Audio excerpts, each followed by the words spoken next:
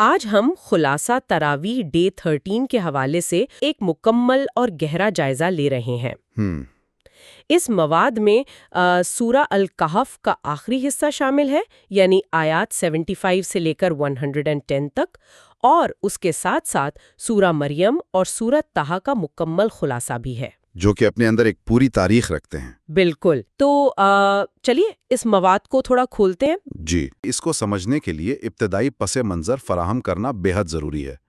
یہاں میری مخصوص بات آتی ہے کہ اگر ہم اسے بڑے تناظر میں دیکھیں تو ان صورتوں میں واقعات صرف کہانیاں نہیں ہیں، صحیح، بلکہ یہ مختلف پہلوؤں سے حقائق کو جوڑنے کی ایک عظیم کڑی ہیں۔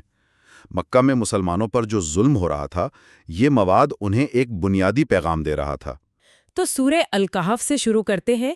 جو پچھلا حصہ تھا وہاں سے کڑی جڑتی ہے حضرت موسیٰ اور حضرت خضر کے اس عجیب سفر سے۔ ہاں، وہ واقعہ جو شروع سے ہی تجسس پیدا کر دیتا ہے۔ واقعی، جیسا کہ خضر نے شرط رکھی تھی کہ چاہے کچھ بھی ہو جائے کوئی سوال نہیں کرنا، یہ شرط کتنی عجیب لگتی ہے نا؟ بالکل، اور یہی تجزیہ کرنے والی بات ہے کہ حضرت موسیٰ انسانی فطرت کے مطابق 3 بار سوال کرنے پر مجبور ہو گئے تھے۔ ایک عام انسانی عقل وہی دیکھتی ہے جو ظاہر ہوتا ہے، اور وہ 3 واقعات وہ سچ میں حیرت انگیز ہیں۔ پہلا واقعہ تب پیش آتا ہے جب کشتی میں سوراخ کیا جاتا ہے۔ میں تو پڑھ کر حیران رہ گئی کہ مطلب ان غریبوں کی کشتی کیوں توڑیں جنہوں نے انہیں بٹھا رکھا تھا؟ بظاہر یہ بہت ناشکرا عمل لگتا ہے، مگر اس دریا کے آگے ایک ظالم بادشاہ تھا۔ اچھا؟ جی، اور وہ بادشاہ ہر بے عیب اور مکمل کشتی چھین لیتا تھا۔ تو خضر نے اس کشتی میں سوراخ اس لیے کیا تاکہ وہ عیبدار ہو جائے اور غریبوں کا روزگار بچا رہے۔ یعنی ایک چھوٹا نقصان بڑے نقصان سے بچا لیا۔ لیکن جو دوسرا واقعہ ہے وہ بہت سنگین ہے، ایک لڑکے کا قتل۔ ہاں، یہ واقعہ انسانی جذبات کے لیے بڑا امتحان ہے۔ بالکل، کسی کی جان لے لینا تو سیدھا سیدھا ظلم لگتا ہے۔ صحیح کہہ رہی ہیں آپ، مگر مواد کے مطابق وہ لڑکا بڑا ہو کر فطرتاً بہت ظالم اور دکھ دینے والا بننے والا تھا۔ اس کے والدین انتہائی نیک تھے۔ خدا کی طرف سے ان نیک والدین کو اس آنے والے دکھ سے بچانا تھا، اور انہیں ایسی اولاد عطا کرنی تھی جو رحم دل اور بہتر ہو۔ یہ غیب کے علم کی وسعت دکھاتا ہے۔ اور پھر تیسرا واقعہ، وہ گرتی ہوئی دیوار کا۔ بستی والوں نے تو کھانا بھی نہیں دیا تھا انہیں، پھر بھی دیوار مفت میں بنا دی گئی۔ اس کی حقیقت یہ تھی کہ اس دیوار کے نیچے 2 یتیم بچوں کا خزانہ دفن تھا۔ اچھا، یعنی ان کے حق کو محفوظ رکھنا تھا۔ جی، ان یتیموں کا باپ ایک نیک انسان تھا جس نے وہ خزانہ چھوڑا تھا۔ اگر دیوار گر جاتی تو وہ خود غرض بستی والے سب لوٹ لیتے۔ اس سب کا نتیجہ یہ نکلتا ہے کہ موسیٰ کو یہ سکھانا مقصود تھا کہ ظاہراً برے لگنے والے واقعات کے پیچھے خدا کی بڑی حکمت اور بہتری چھپی ہوتی ہے۔ کیا خوبصورت پیغام تھا اس مشکل وقت کے لوگوں کے لیے۔ اور پھر یہاں بات واقعی بہت دلچسپ ہو جاتی ہے جب ذوالقرنین کا واقعہ آتا ہے۔ ایک عظیم بادشاہ کا ذکر، بالکل، جس کی حکومت مشرق سے لے کر مغرب تک تھی۔ ذوالقرنین نے یاجوج ماجوج کے خطرناک حملوں کو روکنے کے لیے لوہے اور تانبے کی ایک عظیم دیوار بنائی تھی۔ اتنی بڑی طاقت! مگر اتنی طاقت ہونے کے باوجود وہ بادشاہ انتہائی متواضع، یعنی ہمبل اور انصاف پسند تھا۔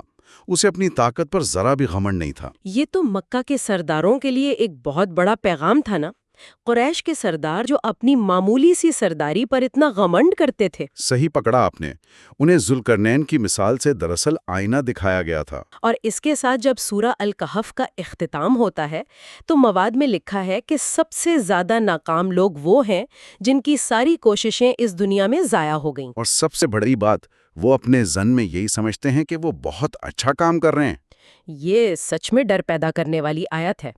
اور اس کے بعد خدا کی باتوں کی وسعت کا جو ذکر ہے کہ اگر سمندر روشنائی بن جائیں تب بھی خدا کی باتیں ختم نہیں ہوں گی۔ سبحان اللہ! اور یہاں سے موضوعات کا تسلسل بڑی خوبصورتی سے سورہ مریم کی طرف جاتا ہے، اور اس کا پس منظر بہت اہم ہے۔ یہ سورہ حبشہ کی ہجرت سے ٹھیک پہلے نازل ہوئی تھی، یعنی ابسینیا کی ہجرت۔ جی، اور مسلمانوں نے اسے وہاں نجاشی کے دربار میں تلاوت کیا تھا، ایک عیسائی بادشاہ کے سامنے۔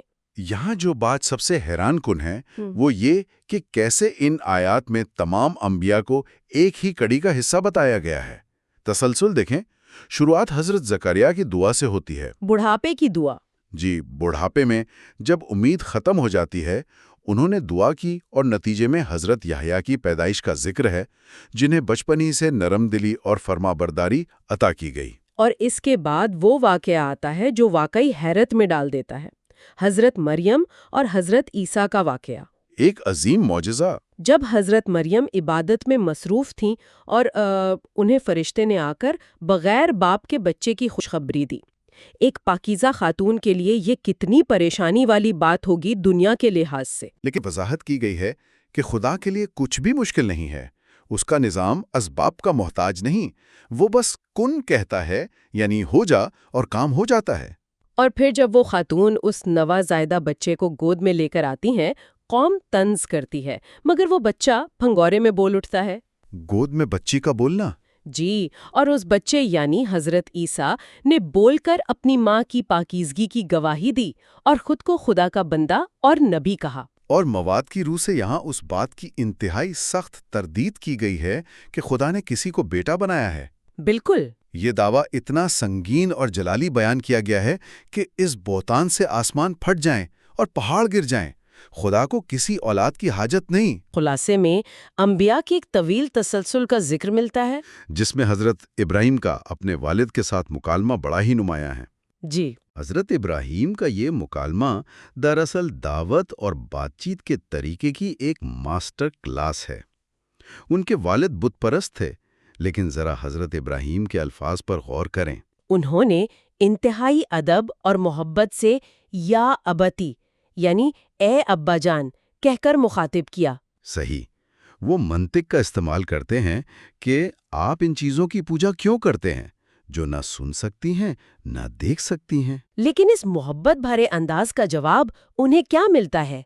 ان کے والد دھمکی دیتے ہیں کہ اگر تم باز نہ آئے تو میں تمہیں پتھر مار مار کر سنسار کر دوں گا اور مجھے ہمیشہ کے لیے چھوڑ دو۔ ایسی سنگین دھمکی سن کر کوئی بھی بیٹا غصے میں آ سکتا تھا، لیکن حضرت ابراہیم کیا کہتے ہیں؟ وہ کہتے ہیں کہ میں آپ پر سلامتی بھیجتا ہوں اور آپ کے لیے مغفرت مانگوں گا۔ یہ اخلاقی کی کیسی بلندی ہے!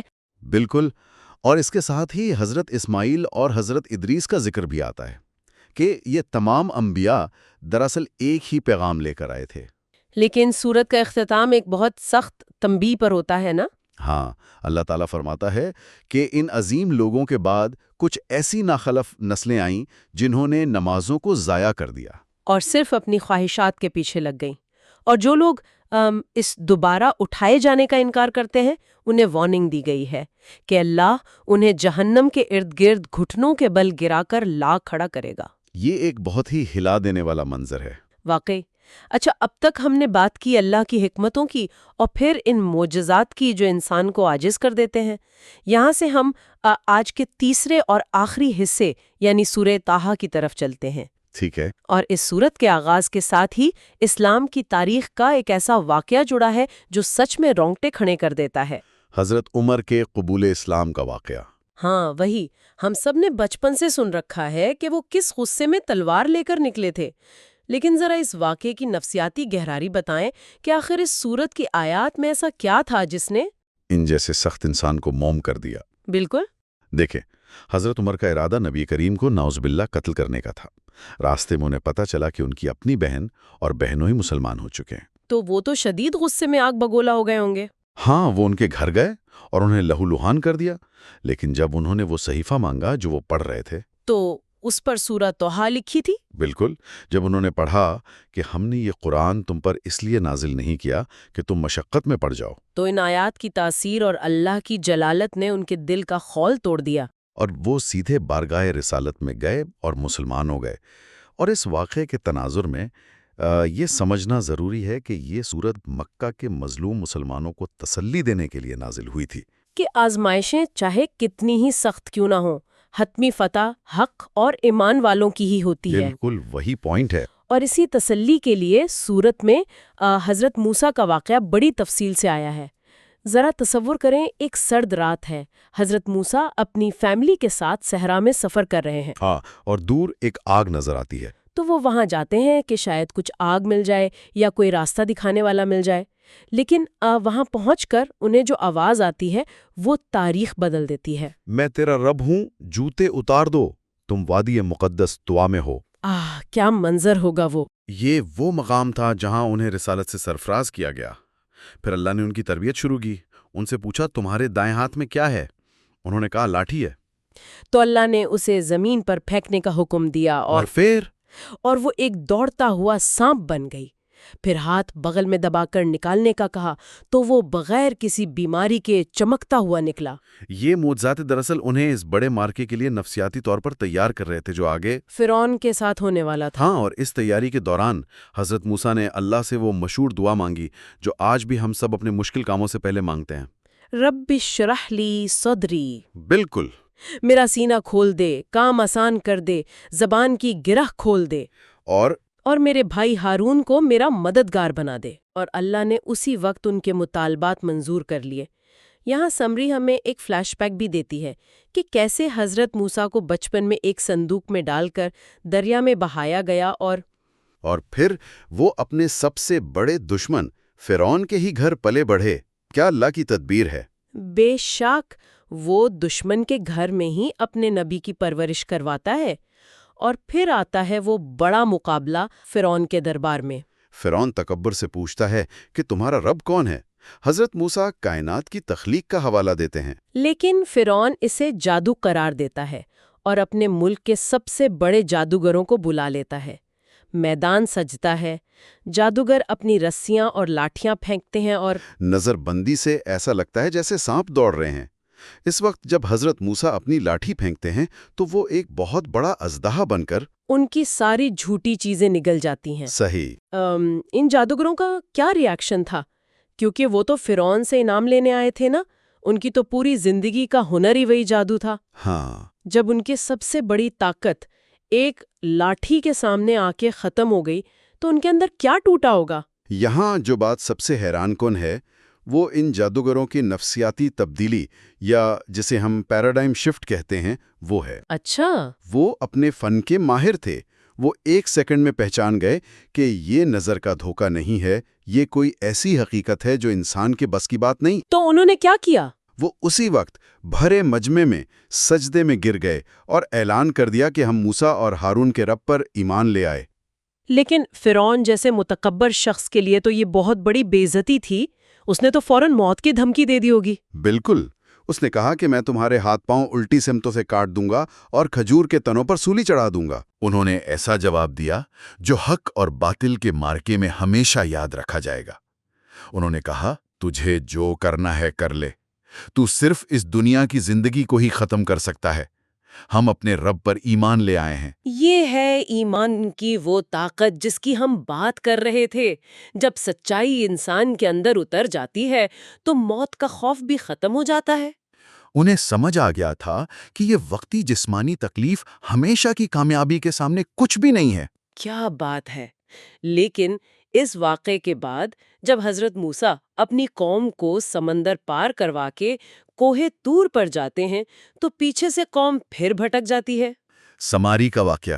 ہاں، ایک سمیری نامی شخص انہیں سونے کے بچھڑے کی پوجا پر لگا دیتا ہے۔ یعنی اتنے بڑے معجزے دیکھنے کے بعد بھی یہ حال؟ اور پھر اسی بات کو سورت کے آخر میں حضرت آدم اور ابلیس کے قصے سے جوڑا گیا ہے، جہاں ایک بہت ہی زبردست اصطلاح استعمال ہوئی ہے، تنگ معیشت کی۔ ذرا اس کو آج کے دور سے جوڑ کر سمجھائیں۔ جی، اللہ نے فرمایا ہے کہ جو میری ہدایت سے منہ موڑے گا اس کی دنیا کی زندگی تنگ کر دی جائے گی۔ اب آج کے دور میں دیکھیں، ہمارے پاس مادی وسائل، گاڑیاں، بینک بیلنس، ہر چیز کی فراوانی ہے، لیکن کیا سکون ہے؟ نہیں ہے۔ بالکل۔ ہر شخص ایک انجانی دور میں شامل ہے، ڈپریشن ہے، بے سکونی ہے۔ یہی وہ تنگ معیشت ہے کہ مال ہونے کے باوجود دل میں تنگی ہے۔ اور پھر قیامت کے دن ایسے شخص کو اندھا اٹھایا جائے گا۔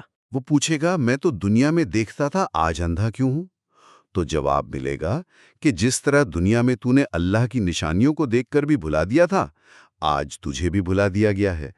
تو اگر ہم آج کے اس پورے گہرے مطالعے کو سمیٹیں تو ان تینوں صورتوں یعنی الکاف، مریم اور طٰہٰ میں ایک چیز بہت واضح نظر آتی ہے۔ وہ ہے غیب پر مکمل یقین۔ ہاں، چاہے حالات بظاہر کتنے ہی خلاف کیوں نہ ہوں۔ ہم نے دیکھا کہ کیسے انبیاء نے مشکل ترین وقت میں استقامت دکھائی اور بظاہر ناممکن نظر آنے والے حالات میں بھی اللہ کی حکمت پر بھروسہ کیا۔ بالکل۔ موجودہ دور کے اس معلومات اور مادیت کی بھرمار میں ہم ہر چیز کا فوری نتیجہ چاہتے ہیں، ہم لاجک تلاش کرتے ہیں۔ صحیح بات ہے۔ لیکن یہ قرآنی واقعات ہمیں یہ سکھاتے ہیں کہ علم کا اصل فائدہ اسے صرف سن لینے میں نہیں ہے، کہ اپنی روزمرہ زندگی پر لاگو کرنے اور اللہ کے فیصلوں پر صبر کرنے میں ہے۔ بالکل صحیح کہا آپ نے۔ اور اب اس گفتگو کے اختتام پر سننے والوں کے لیے ایک ایسا سوال جو ان واقعات سے نکلتا تو ہے، لیکن ہم نے براہ راست اس پر بات نہیں کی۔ جی بتائیں۔ ذرا اس بات پر غور کیجئے۔ جی۔ فرعون اور ان جادوگروں نے بالکل ایک ہی وقت میں ایک ہی جگہ پر بالکل ایک جیسا معجزہ اپنی آنکھوں سے دیکھا تھا۔ صحیح۔ لیکن اس ایک واقعے نے ایک طرف فرعون کے دل کو مزید سخت اور متکبر کر دیا اور دوسری طرف جادوگروں کو اتنا مضبوط کر دیا کہ وہ موت کے خوف سے بھی آزاد ہو گئے۔ یہ کتنا حیران کن ہے کہ انسانوں کے سامنے جب ایک جیسے حقائق پیش کیے جاتے ہیں تو ان کے اندر کا حال اس بات کا فیصلہ کرتا ہے کہ وہ اس سچائی کو قبول کریں گے یا نہیں۔ واقعی یہ اپنے اندر جھانکنے کے لیے ایک بہترین سوال ہے۔ ہمارے دل سچائی کو قبول کرنے کے لیے تیار ہیں؟ بے شک اس پر غور کرنے کی ضرورت ہے۔